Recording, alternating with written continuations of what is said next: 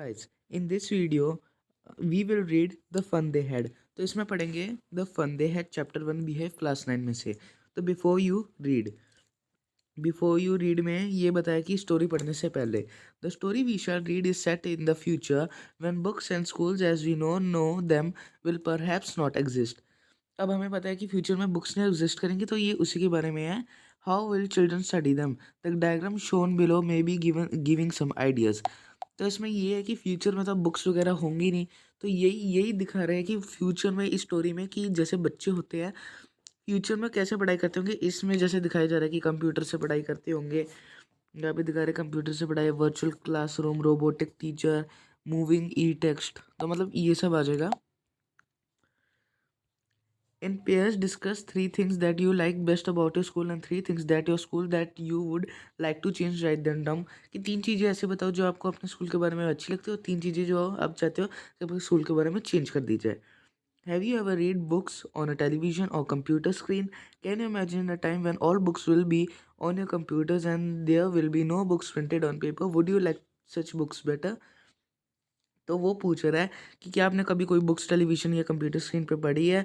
एक ऐसा time imagine करो जिसमें आप बुक्स, सारी बुक्स, कोई भी बुक ऐसी नहीं होगी प्रिंटेड कागज़ों पे, सारी बुक्स कंप्यूटर पे होंगी। क्या आप वो वाली बुक्स पसंद करेंगे? तो यहाँ से अब हमारा स्टोरी शुरू होती है। मागी, ये जो है मार्गी, ये इस बच्ची का नाम है, ठीक है? मार्गी इस बच्ची का नाम है। तो यहाँ पे हम पढ़ेंगे मार्गी even wrote about it that night in her diary. On the page headed 17 May 2157, मतलब ये अभी 2023 है, 2157 में she wrote today Tommy found a real book. Tommy जो उसका बड़ा भाई है उसको एक रियल बुक मिली. It was very old book. Maggie's grandfather once said that when he was a little boy his grandfather told him that there was a time when all the stories were printed on the paper. कि उसके उसके grandpa ने उसके बताया कि जब वो छोटे थे तो एक टाइम था कि हर स्टोरी उसके बुक पे प्रिंटेड होती थी. Then turn the pages which were yellow and crinkly. Crinkly का मतलब होता है क्रिंकली का मतलब होता है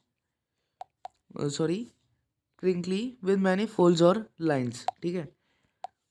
Crinkly, and it was awfully funny to read words that stood still instead of moving the way they were supposed to on a screen, you know. तो वो पेजेस जो थे वो येलो थे, क्रिंकली थे, मतलब जैसे आवाज़ करने वाले, विद मैनी फोल्ड्स और लाइंस, कि जब हम ऐसे पेज को पलटाते तो आवाज़ नहीं आती, वो वाले पेज. और बड़ा अजीब उनको लग रहा था कि वर्ड्स जो थे एक जगह पे रुके हुए थे, स्क्रीन पे मूव नहीं कर रहे थे जैसे अभी उनके टाइम में हो रहे हैं, मतलब 2057 में, फ्यूचर में. And then when they turned back to the page before, it had the same words on it that it had when they read it the first time. तो क्या होता होगा कि फ्यूचर में जब वो पढ़ते होंगे तो उनके जो पुराने वर्ड्स होते होंगे वो गायब हो जाते होंगे, तो इस टाइम इधर तो पेजेस पे फिक्स ही रहते, तो उनको बड़ा अजीब लग रहा था कि ये वर्ड्स पहले से ही है पहले वाले पेज पे. Gee, said Tommy, what a waste. When you are through with the book, you just throw it away, I guess. A television screen must have a million books on it, and it's good for plenty more. I wouldn't throw it away. तो यहाँ पे Tommy कहना चाहते हैं कि ये तो एक वेस्ट है कि जब हम इस बुक को पूरा पढ़ लेते हैं तो हम इसको वापस से फेंक देते हैं कि इसकी ज़रूरत नहीं पड़ती है. लेकिन जो इनका टेलीविज़न स्क्रीन है, मतलब कंप्यूटर, इधर टेलीविज़न की जगह जैसे कंप्यूटर आएगा, कंप्यूटर, तो कहते हैं कि उसमें मिलियंस ऑफ उनकी बुक्स है, तो और बड़ा अच्छा लगेगा उनको इतनी सारी बुक्स में, और वो तो इसको कभी नहीं फेंकेंगा. Same with mine, said Maggie. She was 11 and hadn't seen as many telebooks as Tommy had. तो जो मागी थी वो 11 ईयर्स की थी और टॉमी ही वॉज 13, तो उसने इतनी बुक्स नहीं देखी थी जितनी टॉमी देख चुका है. She said, where did you find it? In my house. He pointed with looking because he was busy reading in the attic. उसने बिना देखे, मतलब कि किधर है, उसने पॉइंट आउट किया स्टोर रूम, क्योंकि वो एटिक, वो रीडिंग में बिजी था. कहता है इन द एटिक, वो एक स्पेस होती है, मतलब जैसे below the roof used as a store room. जैसे अगर ऐसे घर बना होता है ना और ऐसे फ्लोर वगैरह होते हैं, तो यहाँ पे जो रूफ के बीच में इतनी जगह होती है, तो इसे एटिक और कहते हैं और स्टोर रूम जैसे यूज़ करते हैं. What it is about? School. तो ये बुक किस बारे में, मार्गी ने पूछा, तो कहते school. Maggie was scornful, school what's there to write about school, I hate school. तो मागी को बड़ा अजीब लगा। स्कॉर्नफुल मतलब contemptuousness, showing you think something worthless, मतलब उसको अच्छा नहीं लग रहा था किसी काम का नहीं है स्कूल। कहती है आई हेट स्कूल। मागी always hated school but now she hated it more than ever. उसको हमेशा वो उसको नफरत करती थी पर अब उसको और नफरत करती है स्कूल से। The mechanical teacher had been giving her test after test in geography and she had been doing worse and worse until her mother had shaken her head sorrowfully and sent the county inspector। तो जो उसका mechanical teacher था, तब तो ऐसे teacher थे नहीं, तब थे ही मैकेनिकल टीचर। तो फिर वो उसको बार बार टेस्ट पे टेस्ट दे ही जा रहा था जिसमें वो ख़राब पे ख़राब करती जा रही थी। और उस जब तक उसकी मम्मी ने, मतलब उसकी मम्मी ने काउंटी इंस्पेक्टर ये नहीं भेज दिया। काउंटी इंस्पेक्टर मतलब जैसे वो उस टाइम वो उनका स्पीड ना, जैसे कंप्यूटर था तो उसमें उसकी स्पीड ज़्यादा कम ज़्यादा करते थे कि बच्चा ठीक से कर सके, कि मतलब उसको प्रॉब्लम ना हो, तो वो इसलिए स्पीड ज़्यादा कर देते थे। जैसे 11 ईयर ओल्ड गर्ल है तो उसके लिए उतनी स्पीड और 13 के लिए उतनी, ऐसे। He was round. He was a round little man with a red face and a whole box of tools with dials and wires. He smiled at Maggie and gave her an apple, then took the teacher apart. Maggie had hoped he wouldn't know how to put it together again, but he knew know how all right. And after an hour or so, there it was again, large and black and ugly, with a big screen on which all the lessons were shown and questions were asked. That wasn't bad. The part Margie hated most was the slot where she had to put homework and test papers। तो इसमें हुआ क्या कि वो एक round little man था with red face, उसके पास डब्बा था टूल बॉक्स का और वायर्स भी थी। उसने मार्जी के ऊपर स्माइल किया, मतलब उसको देख के, और उसको एप्पल दिया। और फिर उस टीचर को, मैकेनिकल टीचर था तो उसको ले गया ठीक करने। उसको लगा कि उसको पता नहीं है कैसे ठीक करना है या फिर मतलब टाइम लगेगा, लेकिन उसने 1 ही घंटे के बाद उसे ठीक कर दिया और उसी स्क्रीन पे वापस से वो सारे लेसन्स और क्वेश्चंस दिखाने लग गया। उसको ये दैट वाज़न्ट सो बैड, उसको उतना बुरा नहीं लगता था। पर सबसे ज़्यादा जिस चीज़ को मार्जी हेट करती थी वो स्लॉट जहाँ पे मार्जी को अपना होमवर्क और टेस्ट पेपर डालना पड़ता था, है ना। वो ये चीज़ सबसे ज़्यादा उसको बुरी लगती थी। उसके बाद she always had to write them out in a punch code that they made her learn when she was 6 years old and the mechanical teacher calculated the marks in no time. तो जो उसको उसको ना, मतलब उसकी ऐसी हम hand writing में नहीं लिख सकते थे। उसके पंच कोड सिखाए, जैसे बाइनरी कोड होता है ना 10100, तो वो उसको पंच कोड एक, जब वो 6 साल की थी तब उसको सिखाया गया। और उसको मैकेनिकल टीचर को कोई ज़्यादा टाइम नहीं लगता था कि उसके मार्क्स कैलकुलेट करने में। The inspector had smiled after he was finished and patted Margie's head. He said to her mother, "It is not the little girl's fault, Mr. Jones. I think the geography sector was geared a little too quick. Those things happen sometimes. I have slowed it to an average 10-year level. Actually, the overall pattern of her progress is quite satisfactory." And he patted Margie's head again. तो जो inspector था वो हंस के कहते हैं कि मार्जी मतलब जैसे शाबाशी, मतलब हल्का सा सर पे हाथ नहीं रखते, मार्जी के सर पे हाथ रखते हुए कहा, उसकी मम्मी को बोला कि वो मार्जी की कोई गलती नहीं है। वो जो कंप्यूटर का ज्योग्राफी वाले सेक्टर का मैकेनिकल टीचर था उसकी स्पीड थोड़ी क्विक हो गई थी, वो कभी कभी हो जाता है। तो उसने अब वो 10 year old लेवल वाली जो बच्चे होते हैं उतनी स्पीड उसकी कर दी है, ठीक है। Margie was disappointed. She had been hoping that they would take the teacher all away altogether. They had once taken Tommy's teacher away for nearly a month because the history sector had blanked out completely. So she said to Tommy, "Why wouldn't anyone write about school?" तो माजी बड़ी दुखी थी क्योंकि वो सोच रही थी कि जो टीचर होगा उसका ले जाएंगे उस टीचर को, क्योंकि जो टॉमी का टीचर था उसको नियरली 1 महीने के लिए ले गए थे क्योंकि उसका हिस्ट्री सेक्टर पूरा कंप्लीट वाइट हो गया था। तो इसलिए वो इतना गुस्सा थी कि स्कूल के लिखने के लिए क्या है स्कूल के लिए। Tommy looked at her with very superior eyes because it is not a kind of school stupid. उसका मतलब वो उसको स्टूपिड कह के कहते हैं कि ये दूसरी टाइप का स्कूल है, मतलब हमारे वाली टाइप का नहीं है। This is the old kind of school that they had hundreds and hundreds of years ago. He added loftily pronouncing the word carefully centuries ago. मतलब वो बताते हैं कि ये स्कूल 100 साल पुराना स्कूल है, मतलब इतने साल पुराना है। और फिर Margie was hurt. Well I don't know what kind of school they had all that time ago. She read the book over his shoulder for a while, then said, "Anyway, they had a teacher."